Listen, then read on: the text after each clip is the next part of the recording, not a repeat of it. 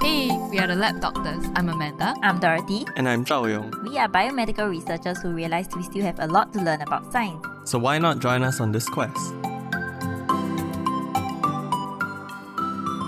Hey everyone, welcome back to the Lab Doctors podcast. So this week we're going to be talking about emotions. Okay, so if we were to do a deep dive on this topic, we could possibly be here for days. But today we're just going to dip our toes and wade in the realm of emotional intelligence. So let's start with an easy question. How are you feeling right now? Tired. I have a bad headache since I woke up. Oh no. Is it related to what you're going to say? Kind of, but is there a specific emotion tied to it? Because I guess a headache is a symptom. Scrap that. Okay, sure. I'm feeling nervous today because I have a presentation later. Okay. Ooh. I don't know if my main emotion is confused. Is that an emotion? Is confusion? I guess so, yeah. I think so. Yeah, mainly because I met up with a friend last night and then she had boundless energy and I was like, what? And I just How? did for work. Yeah. Okay, next question. Does thinking about your emotions help you in any way? No. Really? Yeah. Why not? No, I feel like as a person I kind of focus on it too much. And then it makes me, because maybe I want to get rid of the emotion, so then I start rationalizing why I shouldn't feel the emotion. But the more I rationalize, the more I feel the emotion, because I'm like slowly eliminating reasons why maybe someone had bad behavior to me. I mean, like, in my opinion, it's bad behavior. And then I rationalize why their bad behavior might be give them a second chance, or maybe this is why. But every time I rationalize, it makes it worse because I'm like, no, that can't be it. No, that can't be it. No, that. So I feel like for me, sometimes thinking about it doesn't really work. Okay. Yeah, same as Zhao Yong. I try to rationalize it, but sometimes the devil in your mind just takes over. Okay, so let's see whether you feel the same way at the end of this episode.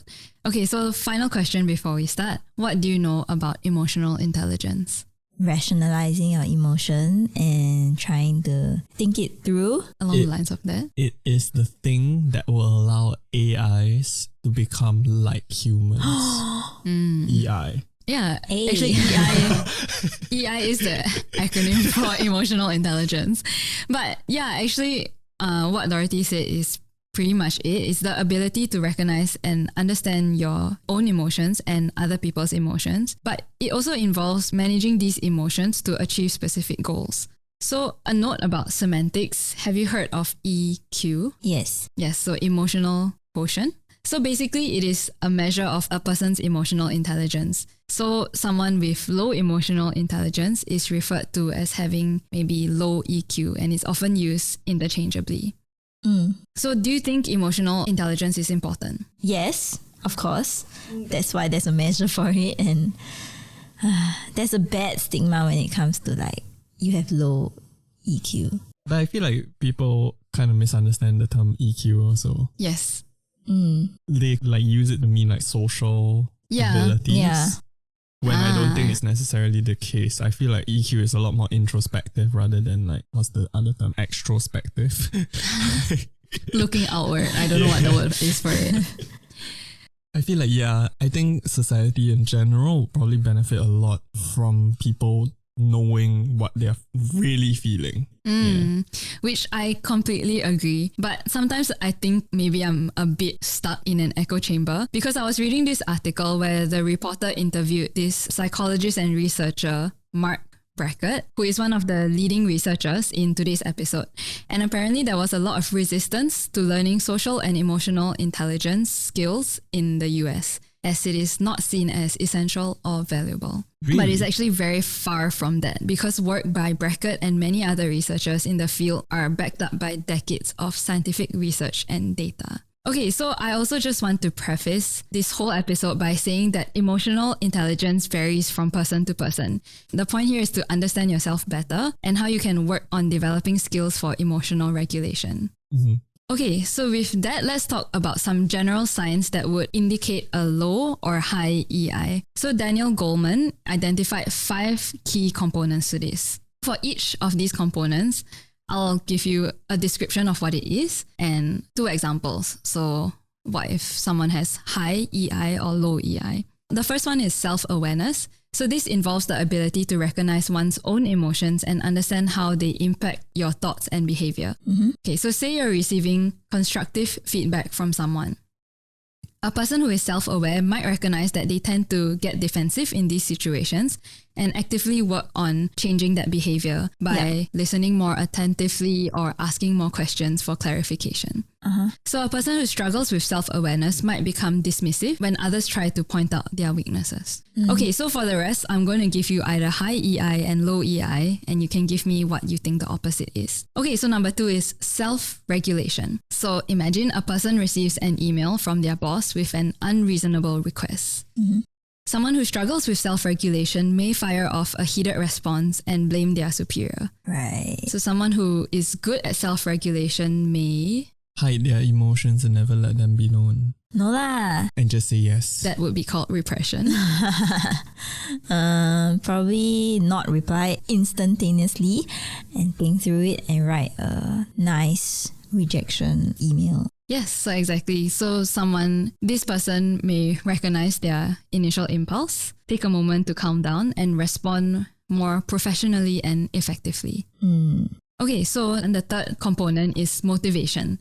So this involves having a strong drive to achieve goals and the ability to stay focused and persistent in pursuing them. So these people can stay motivated even in the face of obstacles and setbacks. So say for example, this individual wants to learn how to play the guitar. A self-motivated person will set tangible goals and take steps to acquire this skill, such as enrolling in a class or seeking a mentor.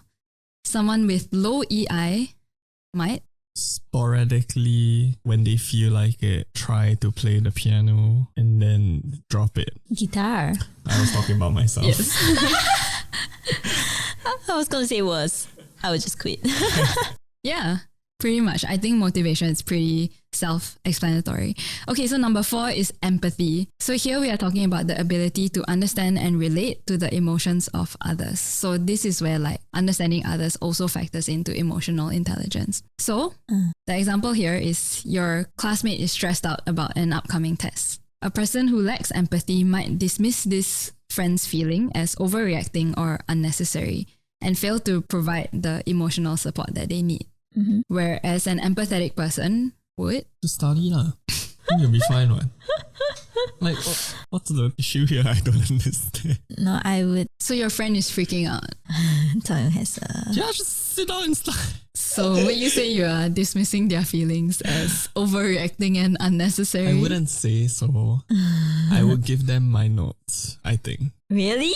I might. Wow. So being empathetic is not about having the solutions to people's Yeah, problems. no. Yeah, you can kind of relate to what someone else is going through, and that's empathy. Okay, so number 5. Number 5 is social skills. So this involves the ability to build and maintain positive relationships with others. So a person who is skilled in social situations can communicate effectively, resolve conflicts, and work collaboratively with others. A person who has social skills might be able to give effective feedback to a colleague without causing defensiveness. They might approach the conversation with empathy and tact and use language that focuses on specific behaviors rather than personal attacks. So a person who lacks social skills might struggle to express themselves clearly in a group conversation. They might interrupt others frequently or struggle to pick up on social cues, such as body language or tone of voice. So emotional intelligence has been linked to improve overall well-being, be it physical or mental, a higher quality of life, improved job performance or even academic performance, and also job satisfaction. So what are the factors affecting how emotional intelligence develops? Can you think of a few? Childhood trauma. So childhood experiences or the emotional environment in which a child grows up can have a significant impact on their emotional intelligence. So generally, children who grow up in supportive, nurturing environments where emotions are openly discussed and validated are more likely to develop strong emotional intelligence. So can you think of anything else? Learning through life experiences. Yes, life experiences, both positive and negative, can impact emotional intelligence. For example, going through a difficult time and successfully managing emotions can help build resilience and self-awareness. Talking to someone? So I guess talking to someone would kind of fall under education and training on emotional skills, which we'll come to again later. But can you think of like anything else that could play a role? Genetic. Yes. So genetics and epigenetics may play a role, but the extent of its influence is not fully understood. Okay, so I actually just have 2 more things on this list. Lack of parental guidance and or mentoring and or supervision and or poor role modeling. Okay, so we'll group that all under parenting style. Oh. So we use the term parenting here, but it's the way in which primary caregivers respond to their children's emotion. And this has a big impact on their emotional intelligence. So primary caregivers who are responsible and supportive when their child expresses emotions tends to raise children with higher emotional intelligence than primary caregivers who are dismissive or punitive. Okay, so the last factor is mental health conditions. So difficulty identifying and managing emotions can show up as symptoms of certain conditions. For instance, someone struggling with depression may find it difficult to regulate their emotions and find motivation, while someone with social anxiety may struggle with social skills and connecting with others. So another condition worth noting here is alexithymia. So this is a condition in which a person has difficulty identifying and describing emotions. So they may also have a harder time empathizing with others. And this condition has a range of potential causes from childhood trauma to brain injuries and stroke. And it has also been linked to depression, anxiety, and PTSD. So Dorothy brought up something just now, talking to someone. And as I said, I would classify that under education and training. So education and training programs focus on developing emotional intelligence and can be effective in improving your EI. These programs may include coaching, mentoring, role-playing, and other experiential learning activities, which ties nicely into the last part of today's topic. So the reason why I even looked at all of this is because of the ruler model. So the ruler model is an emotional intelligence framework developed by Mark Brackett and his colleagues at the Yale Center for Emotional Intelligence. The model provides a framework for understanding and improving emotional intelligence in individuals and in an educational setting. So the acronym RULER stands for the 5 key skills of emotional intelligence. And the thing I like about it is that it's simple and straightforward. So in fact, the researchers have actually wrote this out in schools from pre-kindergarten to the 12th grade. So what are the ages for that? You can teach it as early as age 3 or 4 and up. Up meaning like 70? Yeah. Oh, okay. It's about learning how you can develop these skills better, because no matter where you're at on this emotional quotient, you can probably benefit from increasing it. Yeah. Okay, so let's go through the RULER acronym. R. So the first R is recognizing emotions. So basically, this means accurately identifying your emotions. So what can help is to acknowledge when you feel something, even when you can't pinpoint what it is. Okay, so let's move on to U. So U is understanding emotions. So this can involve being able to distinguish between similar emotions and reflecting on what could have triggered the emotion. From reflecting on what you were doing at the time, who you were with. All these things can actually help you better understand emotion. Okay. Okay, L. You want to take any guesses for L? Lying to yourself. Okay, it's labeling emotions. So the ability to put a name to an emotion is a critical component of emotional intelligence. So here you can use things like an emotion wheel or something similar that we'll talk about later. So being able to accurately label helps us to communicate our emotions effectively. Right. Which leads us right up to the next step, which is E, expressing emotions. So bottling up emotions can be detrimental for your mental state and well-being. So expressing emotions in a clear and direct way, while also considering the impact of our emotions on others, is important for building and maintaining relationships. So here it's not just about talking to someone or talking to people about it. Sometimes it can even be important to express your emotions to yourself. So things like writing a response to a reflective prompt or art to help them better express their emotions.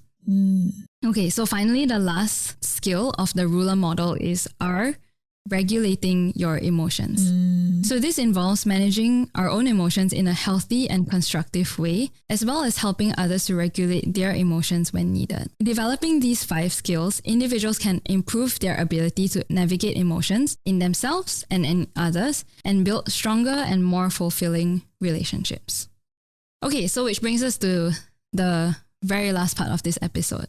So if you're struggling with how to start, like on this ruler model, these researchers actually created an app called Mood Meter, or for iOS, they actually have a newer version which is free called How We Feel. How we feel. So I think this is a really cool way, and it's developed based on the ruler model. So it helps you with recognizing, understanding, labeling, expressing, and regulating your emotions. Okay. So Sounds good. another thing that I like about this app is the language of high energy versus low energy, and then pleasant and unpleasant. And like that kind of language is better than, say, like positive and negative. So yeah, if you are so inclined, you can download the app. Yeah, can try the app out. So back to my question at the beginning. Do you think emotional intelligence is important?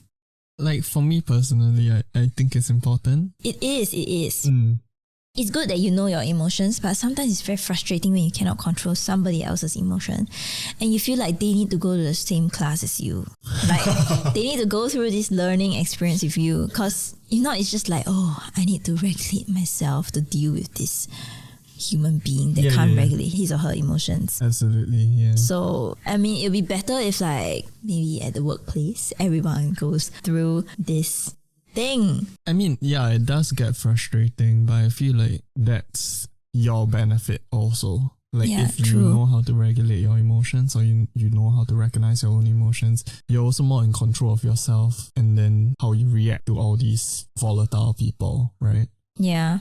So Yeah. But I think the interesting thing is that they rolled it out in schools, right? And one of the pushbacks is that like this ruler approach requires a cost, like training educators, like training facilitators and everything, and like having a program in the school. But what they found in like some preliminary studies is that the costs saved from like having these programs is actually way more than like the costs that is expended. Yeah. So like cost save in terms of like bullying problems, in terms of mental health of students, Therapy.